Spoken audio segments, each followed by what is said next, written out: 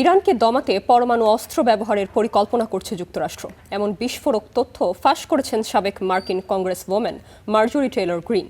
তার দাবি, ওয়াশিংটনের কৌশলগত এক বৈঠকে ইরানে পারমাণবিক হামলার বিষয়টি নিয়ে আলোচনা হয়েছে, তবে এ বিষয়ে হোয়াইট হাউসের পক্ষ থেকে কিছু জানানো হয়নি।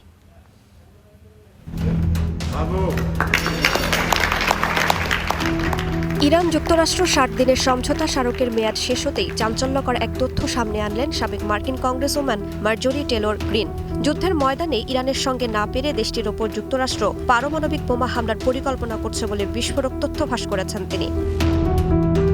এমনকি এ বিষয়ে ওয়াশিংটনের কৌশলগত বৈঠকে আলোচনাও হয়েছে বলে দাবি করেছেন সাবেক ওই মার্কিন কর্মকর্তা। পরমাণু অস্ত্র ব্যবহারের সীমারেখা আরও নিচে নামানোর কথাও ভাবা হচ্ছে বলে জানান তিনি। কৌশলগত বৈঠকে তারা ইরানের বিরুদ্ধে পরমাণু অস্ত্র ব্যবহারের বিষয়টি নিয়ে আলোচনা করছে। আমি অনুমান থেকে বলছি না, আমি জানি, আর এটি অবশ্যই অশুভ বার্তা।